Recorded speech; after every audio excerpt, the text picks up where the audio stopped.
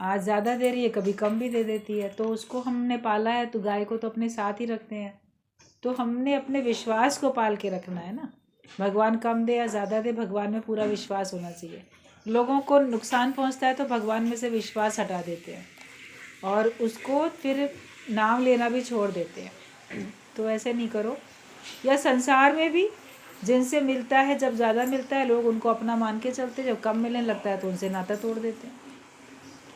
मान सम्मान कम मिलने लगेगा तो नाता तोड़ देंगे, खातिरदारी कम होने लगेगी तो नाता तोड़ देंगे। ये संसार में घटाबढ़ी में लोग अपना स्वभाव व्यवहार बदलते रहते हैं।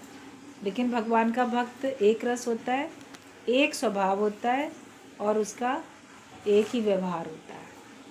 कोई उसको मान सम्मान दे, आज ज़्यादा दे रहा है कल कम दे रहा है या क्या कर रहा है, उसका अंदर से प्रेम ख़त्म नहीं होता। वो सबको एक बराबर भगवत भाव में देखता है। और मेन बात है, भगवान में से विश्वास हमारा कम नहीं होना चाहिए। ईश्वर पे विश्वास हमारा हमेशा बना रहना चाहिए। तो जितना मिले उसमें हमें संतोष रखना है। आगे एक दृष्टांत है कि ये संत तुकाराम थे। तो वो भगवान की भक्ति में बड़े लीन रहते थे और कोई भी घर को चलाने के लिए मेहनत मजदूरी कुछ कर ली, जितना मिला उतने में सब्र संतोष रखा और भगवान का नाम लिया। तो पत्नी बार बार कहती थी कुछ करो, ये पत्नी कुछ काम करे, वो कुछ करे। तो एक बार जाता है, कहता ठीक है जा रहा हूँ। तो वहाँ जाता है तो गन्ने के खेत में गन्ने की कटाई हो रही थी। तो सारा दिन उसमें मजदूरी करता है। फिर गन्ने के खेत में से गन्ने काट काट के सब गाड़ी में लादे जाते हैं। तो वो काम सब कर रहा था। जब दिन भर उसने किसी के खेत में काम किया तो उसके बाद उसने मजदूरी के रूप में एक गट्ठर गन्ने का दे दिया कि चलो ठीक है ये गन्ने हैं, वो ले जाओ। रुपए पैसे देने की बजाय वो एक गट्ठर दे दिया कि इसको तुम बेच लेना मार्केट में और जो पैसा मिलेगा तुम ले लेना। लेके चला। अब जब वो गन्ने का गट्ठर अपने सर पे लेके चला तो रास्ते में बच्चे, मोहल्ले पड़ोस के, सड़क के अनजान बच्चे, एक गन्ना हमें दे दो, हमें दे दो, एक गन्ने देख के तो वो बांटने लगा। अब होता क्या है, दो चार एक आध बच्चे को बांटो तो और चले आते हैं उनके यार दोस्त, अरे वाह ये तो हमको किसी को गन्ने बांट रहा है। कहाँ आप सड़क पर ऐसे कुछ बांटने लगो तो देखा देखी कितने लोग आ जाते हैं ना।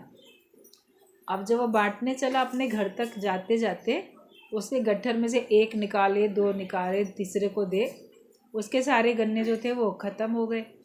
एक अकेला गन्ना बच गया। अब एक अकेला गन्ना बचा, बोला इस एक अकेले को क्या बाज़ार में बेचूंगा, अकेला गन्ना थोड़ी कोई खरीदेगा, एक गन्ना। बोला कोई बात नहीं, अब यही लेके घर जाता हूँ। घर पहुँचा, पत्नी ने कहा सारे दिन मजदूरी करके आए हो, लाओ कितने पैसे मिले लाओ दो। तो घर का सामान लाया जाए, खाना पीना कुछ राशन। कहता आज तो मजदूरी में कुछ नहीं, ये एक गन्ना है।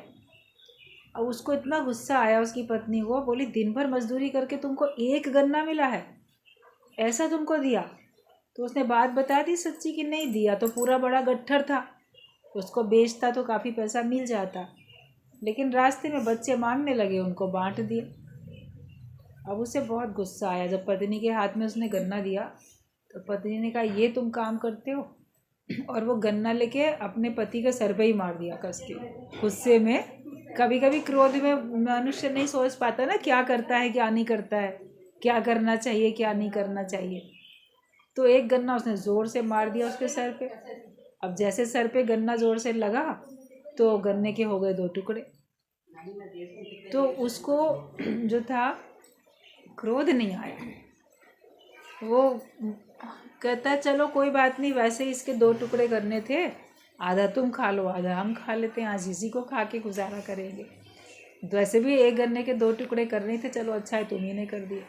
तो पत्नी शर्मिंदा हो गई। मतलब ये कहने का मतलब था कि उसने अपने व्यवहार को, अपने प्यार को घटा बढ़ी कुछ होती जाए एक रस रखा, और उसने कम भी मिला तो भी उसने भगवान में विश्वास नहीं हटाया। फिर जितना उसको मिला उसमें से भी अगर कोई मांगने आया तो वो बांटता चला गया।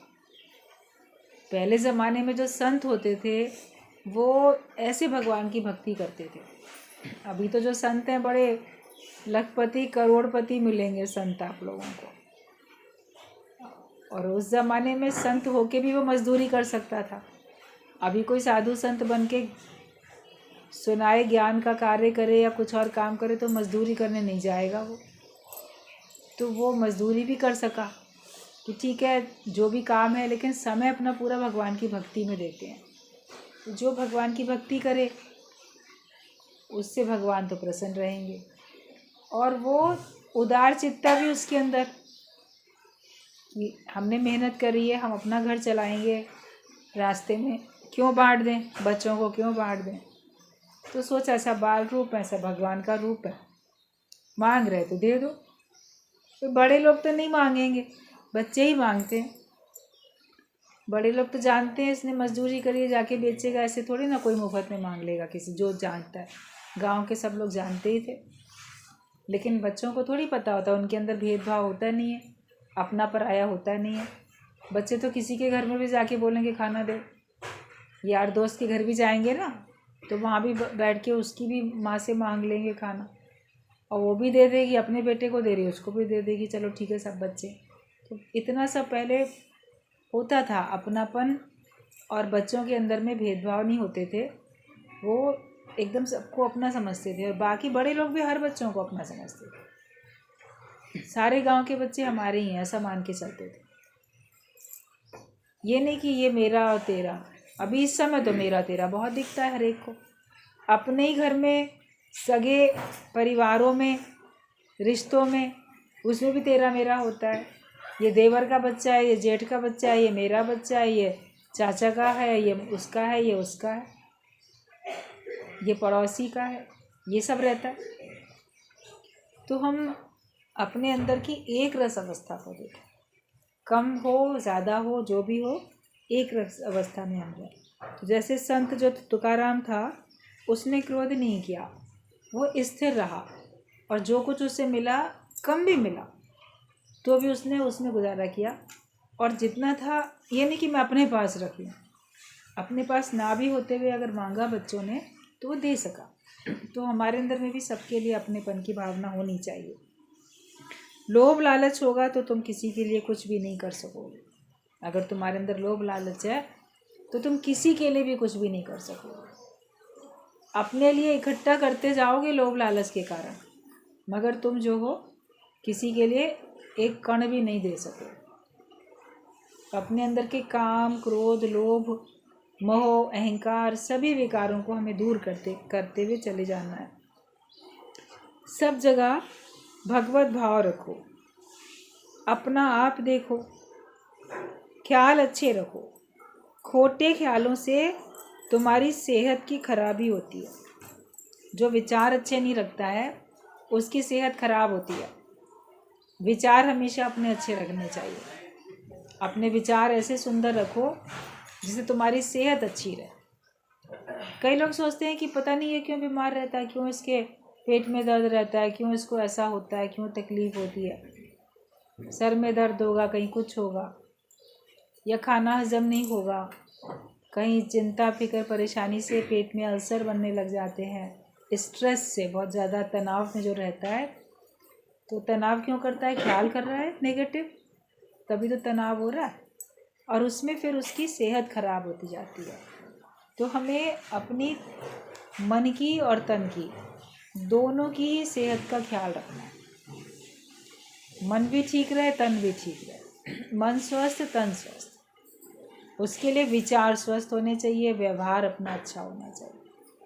अपने व्यवहार को ज्ञान अनुसार देखो। ज्ञान अनुसार व्यवहार चलता है कि अज्ञानता के कारण से व्यवहार चलता है। और जगत में व्यवहारिक बुद्धि ना रख के प्रेम की भावना रखो। औरों के साथ होता है व्यवहार, तो इसने ऐसा किया तो हम भी वैसे ही करेंगे, टिट फॉर टैट करेंगे, ऐसा करेंगे वैसा करेंगे। लेकिन हमें व्यवहार नहीं रखना, हमको प्यार रखना और अपना आप करके देखना है। अपनेपन से हमें सबको देखना है। तो खोटे ख्याल नहीं करो, ख्याल करो तो हमेशा अच्छे ख्याल करो। अच्छे विचार रखने से सेहत ठीक रहती है, वरना खोटे ख्याल रखने से तुम्हारी सेहत ही खराब होती चली जाती है। जो हमेशा नॉर्मल और नेचुरल रहता है वही सुखी रहता है और भगवान के किए की पिक्चर को देख के आनंद लेता है। मतलब जो हमेशा नॉर्मल और नेचुरल रहता है, मतलब स्वाभाविक जैसे होता है व्यक्ति, एकदम एबनॉर्मल नहीं हो जाओ गलत सोच के। आप देखो सहज रहो और अपनी स्वाभाविक स्थिति में रहो। जैसे मैं हूँ मैं वैसे ही रहूँ। कभी कोई फ़ोटो खींचते हैं तो खास पोज बना के बैठते हैं।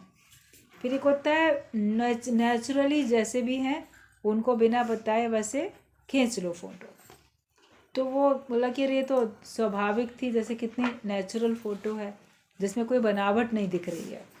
और ऐसे तो आपकी मुस्कुराहट भी बनावट वाली होती है, कोई पोज भी बनावट वाला होता है।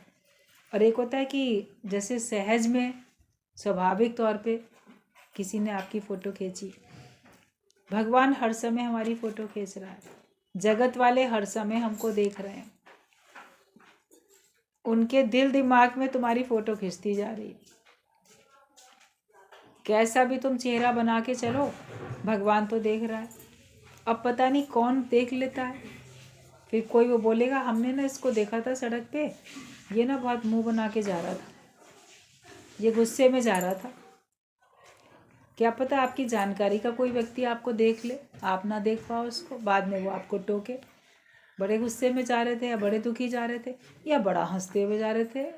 कोई एक्स्ट्रा भी हंसते हुए चले जाते हैं तो भी लगता है कि क्यों इतना फालतू में हंसते हुए जा रहे। कभी किसी को कोई बात ऐसे समझ में आती है ना, कभी रास्ते में आप देखो आपको अकेले चलते हुए जा रहे हो, कोई आपको कोई बात एकदम याद आ गई हंसी की, तो आपको वैसे भी हंसी आने लग जाती है। फिर लगेगा अरे कोई क्या सोचेगा, मैं अकेले जा रहा हूँ, मैं क्यों हंस गया एकदम से। क्योंकि कोई बात ऐसी हंसी वाली आपको याद आ जाती है जैसे आप अपनी हंसी कंट्रोल नहीं कर पाते हो, तो वो भी देखने वालों को अननेचुरल लगता है कि बिना किसी बात के हंस रहा है। बात तो आपके अंदर है, उसको थोड़ी पता है। और ऐसे ही कभी किसी बात पे आपको आंसू आ जाते हैं, दुख हो जाता है, तो बात तो आपके अंदर है दुख वाली। अगला सोचेगा ये रास्ते में चलते चलते रोते हुए क्यों जा रहा है, ये दुखी क्यों जा रहा है, चिंतित क्यों जा रहा है, तो वो अननेचुरल कहलाता है। कोई बोलेगा हमने इससे कुछ कहा भी नहीं, इसका मूड ऑफ क्यों हो गया। अब मूड ऑफ उसका आपके बात कहने से नहीं हुआ, उसका अंदर से ही थोड़ी प्रॉब्लम थी और बहाना तुम्हारी बात का बन गया। जैसे दर्द आपको पहले से ही है, हाथ में पैर में कहीं चोट लगी हुई है, कोई दर्द पहले से ही है, कोई आपके बराबर से भी निकल के गया, हल्का सा भी टच किया तो आप एकदम चिल्ला पड़ते हो, अरे दुखा दिया, मेरा हाथ दुखा दिया, मेरा पैर दुखा दिया, दर्द कर दिया। तो उसने दर्द जानबूझ के नहीं किया, आपके पहले से ही था, लेकिन उसके टच करने से वो एकदम से उभर के आया सामने। और जब आपके हाथ पैरों में दर्द नहीं होता है तो कभी कोई कस के भी आपका हाथ या पैर पकड़ लेगा, आपको दर्द नहीं होगा।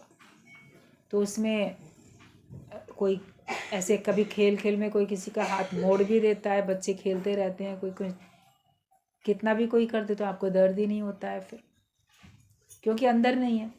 तो आपके अंदर नॉर्मल और नेचुरल होना चाहिए, विचार आपका नॉर्मल और नेचुरल होना चाहिए। जब वो नॉर्मल नेचुरल रखोगे तो फिर आप देखोगे आपका मूड ऑफ भी नहीं होगा, आप हमेशा एक रस अवस्था में रहोगे।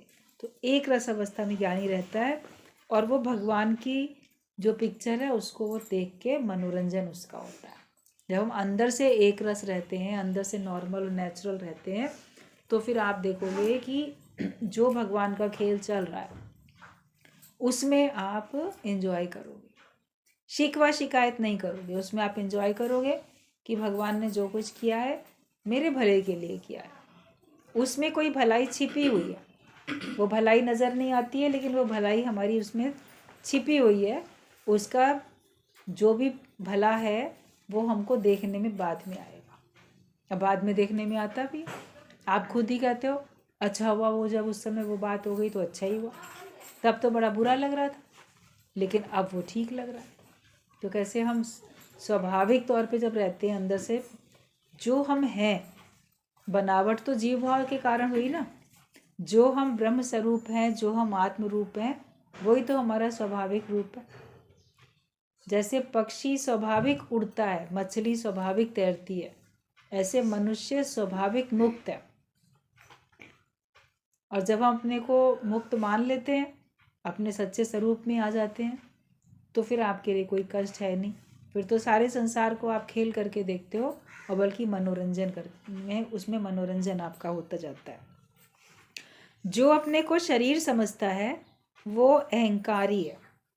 वैसे कोई आपसे बोलेगा तुम बड़े घमंडी हो, बड़े अहंकारी हो, तो आप बोलोगे हम कहाँ अहंकारी हैं, हमारे अंदर तो अहंकार है ही नहीं, हमारे अंदर कोई अभिमान नहीं, हम कभी किसी के कोई हम घमंड नहीं करते किसी भी चीज़ का। लेकिन अपने को देह अगर मानते हो तो तुम अहंकारी हो। अपने को नाम रूप माना, अपने को आकार माना, तो समझ जाओ कि आप अहंकारी हो। तो जो अपने को शरीर समझता है वो अहंकारी है। जो कुछ भी है वो अहंकारी है, कि मैं कुछ तो हूँ, बी नथिंग नहीं हुआ, आई एम समथिंग हो गया, मैं कुछ हूँ, गरीब हूँ, अमीर हूँ, अच्छा हूँ, बुरा हूँ, कुछ तो हूँ। तो अगर हम ऐसे मान लेते हैं तो बी नथिंग तो माना नहीं कि मैं कुछ भी नहीं, तो फिर हम अहंकारी ही हैं। कुछ भी अपने को मान लो और मैं हूँ, बस होना पना ही तुम्हारे अभिमान की निशानी है। उस अभिमान के कारण से आपके अंदर सारे विकार आते जाएंगे। कहते एक अहंकार जब निकल जाए तो सब विकार खुद ब खुद निकलते हैं। जो भी एक अहंकार अगर निकल जाए तो सारे विकार निकल जाते हैं, लेकिन अहंकार ही बचा हुआ है, मैं हूँ कुछ। तो वैसे बोलोगे हमारे अंदर तो कोई विकार नहीं है, मैं तो निर्विकारी हूँ, मगर फिर भी अहंकार है, मैं हूँ। तो कब कौन सा विकार आपके ऊपर हावी हो जाए आपको पता ही नहीं चलेगा। किसी न किसी विकार से प्रेरित होकर आप सारा दिन कर्म करते रहते हो। कभी काम के अधीन होकर कर्म करते हो, कभी क्रोध के अधीन होकर, कभी लोभ के, कभी मोह के, और अहंकार के कारण जो करते हो कर। निरअहंकारी बनने के लिए अपने को देह ना मानोगे तब निरअहकारी बनोगे। अपने को सच्चा जो वास्तविक स्वरूप है उसमें ले आओ, अपने को निज घर में ले आओ, तब आप निरअहकारी बनेगो। हर समय अपने को ब्रह्म जानो, हर समय अपने को आत्मा जानो।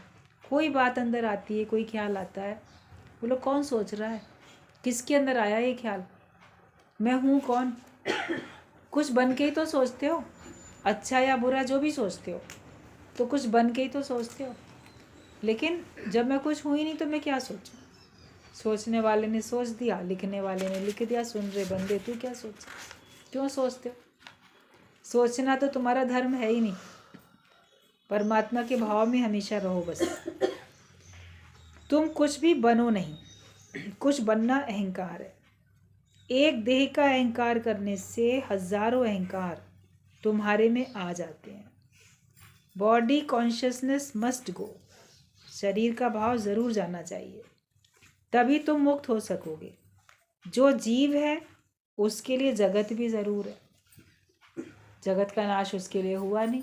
जो अपने को जीव मानता है तो उसके लिए जगत भी है, लेकिन जो अपने को जीव ही नहीं मानता है तो उसके लिए जगत भी नहीं होती। आप सृष्टि की प्रलय करना चाहते हो, अपने जीव भाव की प्रलय करो पहले। मनोमय सृष्टि की प्रलय करना चाहते हो, मेरे मन में जो जगत पड़ा है उसकी प्रलय हो जाए, तो उस जगत की प्रलय तब होगी जब पहले तुम अपनी प्रलय करोगे।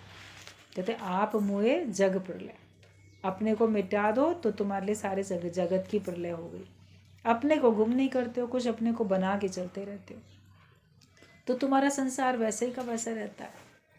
मैं और मेरे का एक बड़ा सा दायरा, बड़ा सा घेरा तुमको घेर के बैठा है, उसको छोटा करते जाओ, अपने को भी छोटा करते जाओ। अपने को बड़ा मान के चलते हो तो दुख उठाते हो, वापस बालकवत हो जाओ, छोटा बनाते जाओ, और फिर अपने को बिल्कुल बी नथिंग कर दो कि मैं कुछ हुई नहीं। तब फिर तुम्हारा सारा अहंकार तुम्हारा चला जाएगा और तभी तुम मुक्त हो सकोगे। जो जीव है तो उसके लिए जगत ज़रूर है, जो जीव नहीं है ब्रह्म है तो ब्रह्म तो हर जगह ब्रह्म देखेगा। ब्रह्म जो अपने को मान लेता है तो ब्रह्माकार वृत्ति वाला हर जगह ब्रह्म ही ब्रह्म देखता है। ब्रह्म ही ब्रह्म हर जगह समाया, तिससे बिना कुछ नज़र ना आया। उसके अलावा कुछ नज़र भी आता नहीं है, हर जगह ब्रह्म ही ब्रह्म समाता है। आत्माकार खुद बनोगे तो सबको आप आत्मा करके ही देखोगे। आत्माकार आत्मा ही देखता है। सारे दुखों का कारण है तुम्हारा अहंकार। कारण दूसरे को मत मान लेना। कभी अपने भाग्य को जिम्मेदार ठहराते हो, मेरा भाग्य खराब है, इतने दुख मिल रहे हैं। कभी भगवान को दोष देते हो, भगवान ने मेरे संग बड़ा अन्याय किया, मुझे इतने दुख दे रखे हैं। सबकी बिगड़ी बना देता है, मेरी बिगड़ी नहीं बनाता। तो कभी भगवान को दोष देते हैं, कभी अपने भाग्य को दोष देते हैं, कभी अपनी परिस्थितियों को दोष देते हैं, कभी अपने परिवार वालों को दोष देते हैं, या जिनके द्वारा आपका काम बिगड़ता हुआ कोई निमित्त बन गया उनको दोष देते हैं। कभी अपने को भी देते हो, मेरी अकल क्यों नहीं काम कर रही थी, मैंने ऐसा क्यों कर दिया। अपने किए हुए पे व्यक्ति पछताता है, अपने को दोष देता है, मुझे तब ऐसा नहीं करना चाहिए था, मैंने बेकार ऐसा किया, तो भी दुखी होता रहता है। जो हो गया सो हो गया, बीती ताए बिसार दे, आगे की सुध ले। तो दोष व्यक्ति सबको देता रहता है।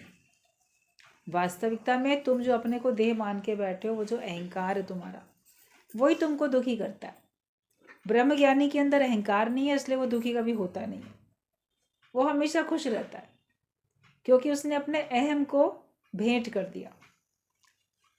अहम की ही उसने बलि चढ़ा दी, उसी को भेंट कर दिया।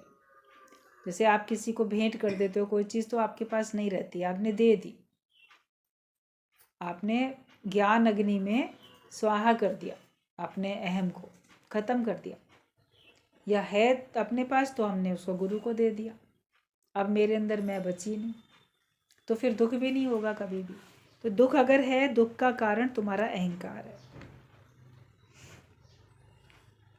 अगर तुम अपने को भगवान जानोगे तो खुश रहोगे।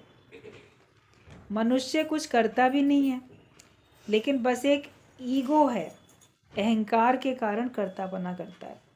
करने वाला तो भगवान है, लेकिन मनुष्य कुछ करता भी नहीं है, लेकिन अहंकार करता रहता है। मैंने ये किया, मैंने ये किया, उसने ये किया, हमने ये किया, हमने ये क्यों नहीं किया, उसने ये क्यों नहीं किया, इन्हीं बातों में पड़ा है। जबकि करने वाला कौन है, सबके द्वारा कराने वाला भी कौन है, उस पर हमारी दृष्टि होनी चाहिए। तो मनुष्य कुछ करता भी नहीं है, लेकिन बस एक ईगो उसके पास है, उसके कारण से वो कर्ता भाव में आता रहता है। भगवान माना फुल स्पंज, तृप्त और खुश। गुरु तो कहता है मान ना मान तू है भगवान, लेकिन भगवान माना क्या, भगवान का मीनिंग क्या है, जो बिल्कुल फुल स्पंज है। जैसे स्पंज का टुकड़ा आपने लिया और उसको बाल्टी में डुबो के बाहर निकाल के रख दिया, तो उसमें इतना पानी भर जाता है कि अब वो सोख नहीं सकता उस पानी को। वरना तो थोड़ा सा स्पंज का टुकड़ा होता है, थोड़ा पानी होता है, आप उससे डालो, वो स्पंज उसको सोख लेता है। लेकिन जब पानी की अधिकता इतनी हो जाती है तो वो स्पंज भी सोख नहीं पाता ना, फिर तो पानी उसमें से टपक के बाहर गिरता हुआ दिखता है। पूरा बाल्टी में अगर डुबो के रखा आपने स्पंज को, फिर निकाल के बाहर रखो तो आप देखोगे उसमें से पानी बाहर निकलता हुआ दिख रहा है। तो भगवान मतलब इतना फुल स्पंज कि उसके अंदर से प्यार, आनंद, प्रसन्नता बाहर निकलती हुई दिख रही, और वो इतना तृप्त है। वरना तो स्पंज पानी सोखता रहता है, और चाहिए पानी, और चाहिए पानी। मन भी ऐसा ही है, और माया चाहिए, और सुख चाहिए। मगर इतने भरपूर हो जाओ, इतने तृप्त हो जाओ कि आप उसको दातार बन के देने वाले, बांटने वाले बन जाओ। खुद ही भूखे हो तो खाना किसी को कैसे दे सकोगे। आपके पास आवश्यकता से अधिक है, बहुत अधिक है आवश्यकता से, और आपका मन भी उदारचित है, तो फिर आपको बांटने में खुशी होती। कभी किसी खुशी के मौके पे आप खुद ही तो बांटते हो, सारा प्रसाद खुद ही बांटते हो। अभी पिछले दिनों जैसे इतने सुरंग में सारे श्रमिक फंस गए थे, सब लोग देख रहे थे। 41 जितने थे वो कार्यकर्ता, जितने भी मजदूर थे वो, तो 41 लोग उसमें अंदर थे। तो उनमें काफ़ी गरीब परिवार के भी थे। तो जो रिपोर्टर्स थे तो उनके परिवार वालों का भी इंटरव्यू लेते थे, टीवी में हम देखते थे। तो एक बहुत गरीब परिवार, तो रिपोर्टर टीवी का वहाँ पे गया, उनसे पूछा कि प्रार्थना तो सभी कर रहे हैं कि हमारे घर का व्यक्ति बाहर निकल आए, जीवित बाहर निकल आए। तो उसका पिता बड़ा बूढ़ा और गरीब था, तो उसने कहा बस मैं तो भगवान से यही प्रार्थना हम लोग कर रहे हैं कि बस वो किसी भी तरीके से जीवित बाहर निकल आए। तो मैं पूरे गांव में प्रसाद बांटूंगा। तो रिपोर्टर मुस्कुराया, बोला पूरे गांव को बांटेंगे? इतना तो नहीं लगता आपके पास है कि आप पूरे गांव को दे दोगे। तो उसने कहा जितनी मेरी सामर्थ्य होगी उस हिसाब से, मगर मैं दूंगा सबको, मुंह मीठा सबका कराऊंगा, भले चाहे एक एक बताशा सबको मुंह में दे, लेकिन मैं दूंगा ज़रूर। तो इतनी खुशी है, मतलब उसको इतनी खुशी होगी, बोला मैं इतना, उस समय मेरा मन इतना खुश होगा बस भगवान से कि मैं हर एक का मुंह मीठा कराऊंगा, चाहे कोई भी हो पूरा। तो गरीब से गरीब भी जब अति प्रसन्न होता है तो सोचता है जितना मेरे पास है मैं वो सबको बांट दूंगा। जब मन प्रसन्न होता है तो आप बांट पाते हो, मन प्रसन्न नहीं है तो आप बांट नहीं पाते, हमारे पास है नहीं, कम है, क्या करें क्या नहीं करें। तो इतनी प्रसन्नता रखो ना अपने अंदर में, फुल स्पंज होके रहो, तृप्त होके रहो, भरपूर होके रहो। आप एक तरफ से बांटते हो, दूसरी तरफ से आपको मिलता जाता है, क्योंकि हर एक अपनी प्रारब्ध का ही तो लेके जाता है। जो भी आपके पास आता है उसका हिस्सा है आपके पास। अन्न जल है, एक गिलास पानी भी कोई पी के जाएगा ना। कभी कोई बैल बजा के आपसे कहता है, आप जानते भी नहीं उसको, राह चलता कोई बोल देता है, कोई गरीब है, कोई मजदूर है, कोई कहीं की काम वाली है, कोई भिखारी है, कोई भी है, कहता जरा एक गिलास पानी पिला दीजिए, गर्मी हो रही है, प्यास लग रही है। तो आप उसको जानते भी नहीं हो तो भी आप एक गिलास उसको एक पानी दे देते, चलो ठीक है कोई पानी मांग रहा है पानी दे दे। तो उसका एक गिलास पानी पे आपके घर में उसका हिस्सा था, तभी आप ही के घर से तो बैल बजा के उसने पानी मांगा, वरना नहीं मांगता, किसी और के घर में बैल बजाता, वो कहीं और से, या जहाँ मजदूरी कर रहा है वहाँ से ले लेता, या कहीं से भी लेता, प्याऊ बने रहते हैं, कहीं से भी लेता। तो हर एक का अपना अपना अन्न जल जहाँ जहाँ भगवान ने जिसके द्वारा जहाँ है वो वहाँ पहुँच जाता है, और जो जहाँ जाता है वो अपने भाग्य का लेके जाता है, प्रारब्ध का लेके जाता है। कितनी बारी दृष्टांत चलता है कि भगवान के भक्त ने भगवान के से भक्ति करके दर्शन जब भगवान के हुए तो कहा मेरे भाग्य का जितना है ना मुझे आप इकट्ठा एक ही दिन दे दो। वो कहता नहीं, जब तक आयु है तब तक तुमको मिलता रहेगा। कहता नहीं, लेकिन मैं ये चाहता हूँ मेरा पूरा मुझे दे दो, क्योंकि उसको रोज़ बड़ा कम कम मिलता था खाने के लिए, और वो सोचता था मेरे भाग्य में कितना है, मुझे पूरा इकट्ठा मैं देखूँ। तो भगवान ने कहा ठीक है, ऐसा करते तो नहीं है लेकिन चलो फिर भी दे देते हैं, तुमने यही वरदान मांगा है। तो उसको 2 या 4 बोरे अनाज के दे दिए कि तुम जितने दिन जिंदा रहोगे ये तुम्हारे हिस्से के इतने ही हैं, तुम इतने ही खाओगे। अब उसको लगा बस ये 2 बोरा 4 बोरा बस इतना ही, इसका मतलब मेरी आयु बहुत कम है और ये मैं ख़त्म कर लूँगा खा के। तो सोचने लगा कि जब इतना कम है मेरे भाग्य में तो हम बहुत जी के भी करेंगे क्या, आयु मान लो ज़्यादा भी है कम भी है, क्या करेंगे। तो भाग्य का मेरा जितना है, अब भगवान ने कहा आयु तुम्हारी इतने साल अभी और बाकी है। पूछा मेरा इतने साल अभी लंबी इतनी आयु बाकी है और भाग्य का सिर्फ इतना है, तो क्या किया जाए। सोचता है, ले लिया। फिर उसने कहा, मन में सोचा कि मैं ये सारा का सारा बांट के आज ही ख़त्म कर देता हूँ, कौन इतनी लंबी आयु तक जिएगा और ऐसे कम कम उसको खाना मिलेगा। बांटने के लिए उसने पूरे गांव में सब जगह पे ऐसे न्योता भेज दिया, संदेश सब जगह भिजवाया कि भंडारा है, सब आके खा के जाओ। तो सब लोग आके आए भी, उसने जितना था उसका सब बनवा दिया कि सब खाएं। मगर फिर जब गया स्टोर रूम में जहाँ पे उसने रखा था वो बोरे अनाज के, तो देखा कि वहाँ पे कोई चीज़ कमी नहीं हो रही है, अपने आप बढ़ जा रहा है, अपने आप बढ़ जा रहा है। बोले ये क्या, मैं रोज़ इतना, ठीक है कल भी आना, सदा व्रत ऐसे लग गया, अभी कल भी आना, परसों भी आना, तो वो ख़त्म ही नहीं हो रहा था। वो जितना उसने ला के रखा था, दाल चावल सब्ज़ी गेहूँ आटा चीनी, जो कुछ उसने ला के रखा था कि एक दिन के उसके लिए हम इतना हमको चाहिए, हलवाई लिखवा देता है ना, इतना तेल चाहिए, इतना सब्ज़ी चाहिए, इतना मसाला चाहिए, इतना ये चाहिए, वो सब ला के रखा। तो देखे वो कमी नहीं होता है, ख़त्म होता जाता है, रोज़ ख़त्म करते हैं, उसमें अपने आप बढ़ रहा है। तो बड़ा हैरान हुआ।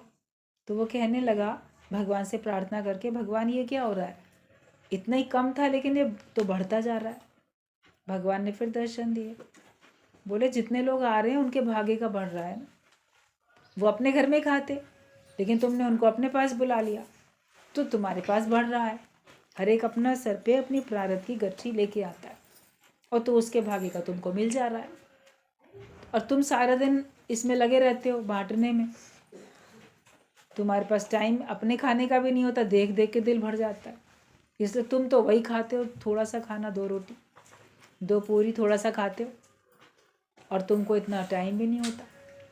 तो तुम तो अपने हिस्से का जितना तुम्हें एक दिन में खाना है, तुम खा भी तो उतना ही रहे हो।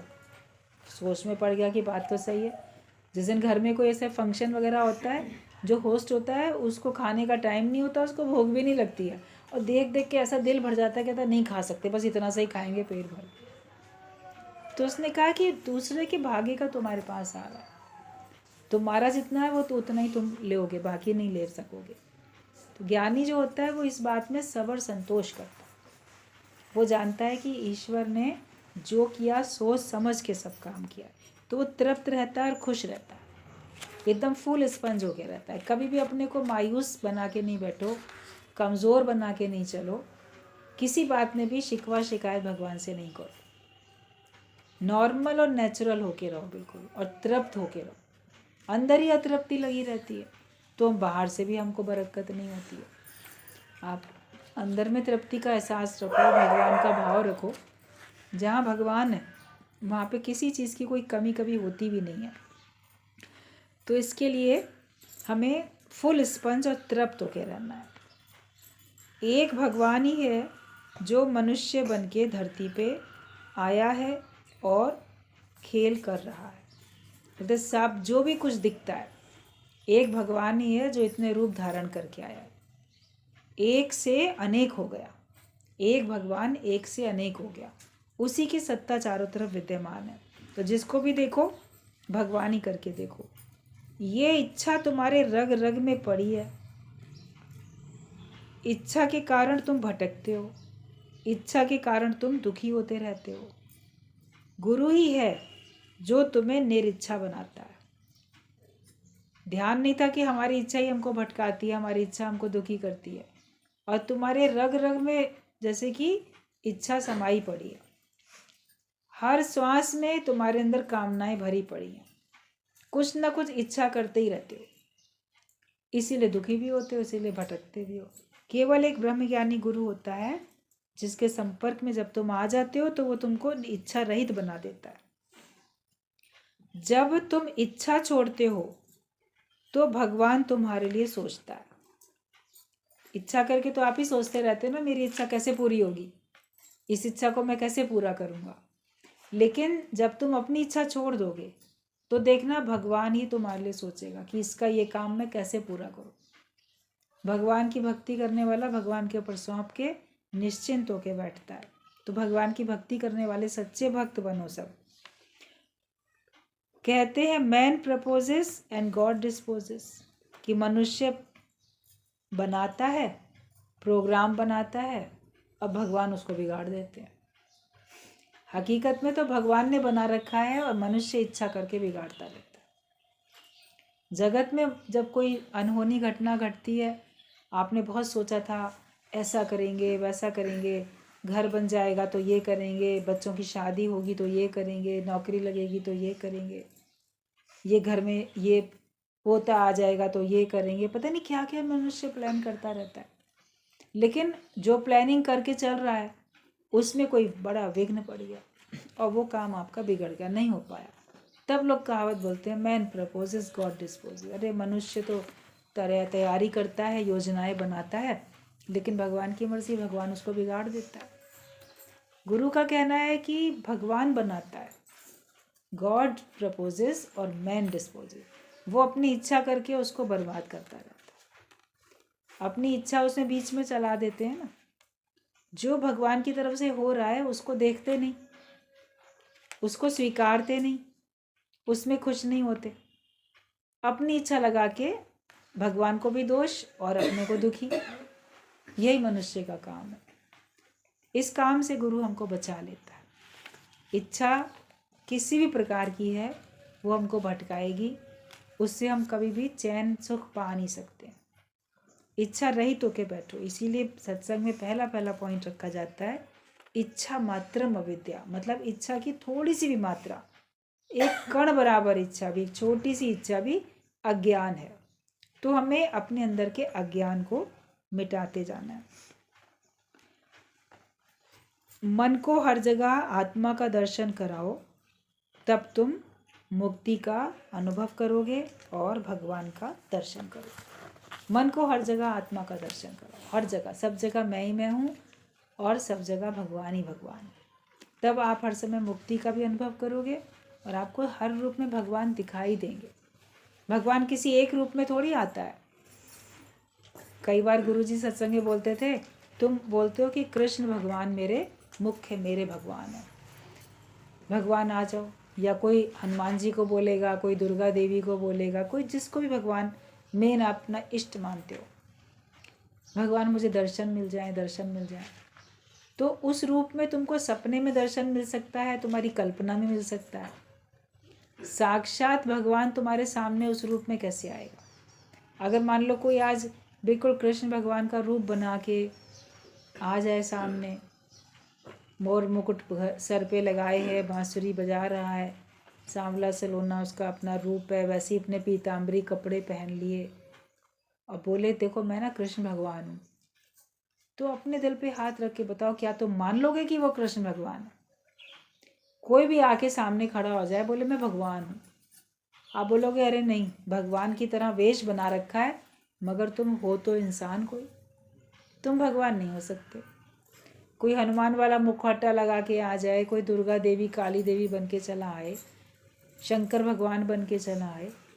कभी आप जाओ, कभी किसी तीर्थ क्षेत्र में किसी अवसर पे, तो आप वहाँ देखो छोटे छोटे बच्चे भी जो होते हैं ना, वो वेश बना के ऐसे मनोरंजन करते हुए घूमते रहते हैं।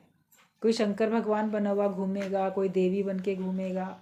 कभी आप गंगा किनारे या प्रयाग में कहीं संगम पर या कहीं ऐसे कई कई जगह पे आप लोगों ने देखा होगा, कोई भी ओकेज़न पे मेला लगता है तो उस मेले में बच्चे भी इस तरह का वेश बना के घूमते हैं, बिल्कुल भगवान ही लग रहे होते। आप खुश होते हो, उनको कुछ अर्पण भी कर देते हो, जैसे भगवान की मूर्ति के आगे चढ़ाते, उस बच्चे को भी आप 10-5 रुपये जो भी आपका मन होता है आप दे देते हो। अंदर तो पता है ना ये भगवान नहीं है, ये है कि भगवान इस रूप में आया है, इसने भगवान का रूप बना रखा है, या भगवान इस रूप में आया। अज्ञानी व्यक्ति बोलेगा इसने भगवान का रूप बना रखा है, ज्ञानवान बोलेगा भगवान इस रूप में आया है। चाहे उसने भगवान वाला वेश बना रखा हो या ना रखा हो, किसी भी रूप में। नामदेव के सामने कुत्ता भी आया तो कहता है भगवान तुम इस रूप में आए। उसने भी भगवान देखा, जानवर में भी भगवान देख लिया उसने, किसी में भी। तो ये दृष्टि बन जाए कि भगवान इस रूप में भगवान ही है। कोई जगह ना तुझसे खाली है, तू व्यापक डाली डाली है। कोई जगह तुमसे खाली नहीं है, सब जगह तुम ही तुम हो। अगर ये भाव रखोगे तो आप बताओ कब दुखी होगे, कब परेशान होगे, कब तुम्हारे अंदर खोटे ख्याल आ पाएंगे। ख्यालों से भी तो बच गए, दुखों से, चिंताओं से, परेशानियों से सबसे बचते जाओगे जब अपने में भी और सर्वत्र बाहर भी, बाहर भीतर एक हो जानो। एक भगवान को जान लो, बाहर भी वही है, भीतर भी वही है। दूसरा और कोई काम तुमको फिर करना ही नहीं है।